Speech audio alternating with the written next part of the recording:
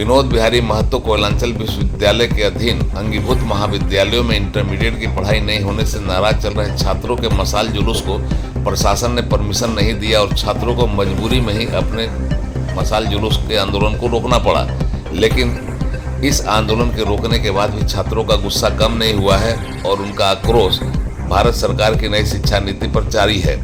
उन्होंने कहा है कि छात्रों पर भारी पड़ने वाली इस शिक्षा नीति का विरोध लगातार जारी रहेगा और सरकार पर जो छात्रों के हित पर भारी पड़ने वाली नीति है लादने के लिए यह सरकार पर भी भारी पड़ेगी।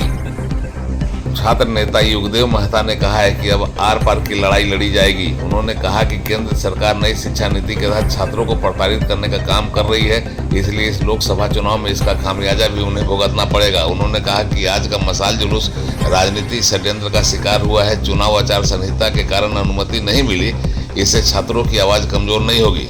उन्होंने कहा कि सभी छात्र गोलबंद हैं, उन्हें सबक सिखाया जाएगा जो शिक्षा पर नीति लागू कर छात्रों पर भारी पड़ रहे हैं। उन्होंने कहा कि जो छात्र हित में काम करेगा वही देश में राज करेगा। वैसे भी हमें वैसा प्रत्याशी चाहिए जो समाज के हर तबके हर वर्ग के लोगों के सुख दुख में काम में और सभी के साथ चले।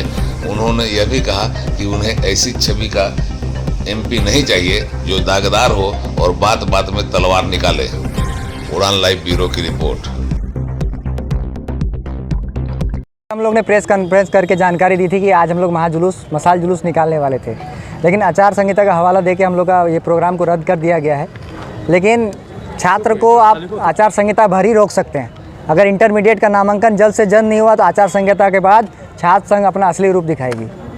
तो क्या आपका आज का लोगों के द्वारा रोका गया है? ये तो न्यू एजुकेशन पॉलिसी जिसके द्वारा लाया गया उनके द्वारा रोका गया है। कौन नहीं चाहता कि यहाँ गरीब घर के बच्चे पढ़ें? कौन चाहता है कि प्राइवेट स्कूल में ज़्यादा पैसा दे के पढ़ें? तो ये न्यू एजुकेशन पॉलिसी किसका देन है? Central government. और ये चुनाव भी लोकसभा का है, तो न्यू एजुकेशन पॉलिसी के जो भी इसका फ्लॉप पॉलिसी है इसका तो हम लोग पुरजोर विरोध करेंगे, क्योंकि आपने गरीब छात्रों के साथ खेल खेला है, तो हम भी आपके साथ खेल खेलेंगे वोट देकर। आगे की रणनीति क्या है? आगे की रणनीति यही होगी कि आचार संहिता के बाद बोकारो छात्र संघ, धनबाद छात्र संघ, जितने भी छात्र संघ यहाँ पे हैं उन लोगों को इकट्ठा एकत्रित करके ऐसा रूपरेखा तय करेंगे कि आज तक बोकारो के इतिहास में ऐसा आंदोलन कभी नहीं देखा गया है। तो क्या लगता है हम केंद्र सरकार को भुगतना पड़ेगा। मैं तो रिक्वेस्ट करूंगा कि आम जनमानस को कि आप सोच समझ के अपना कैंडिडेट चुने, जो पढ़ा लिखा हो, जो शिक्षा नीति के बारे में समझे, जो मतलब गरीब जो भी पिछड़े वर्ग से लोग आते हैं उनका भावनाओं को समझे।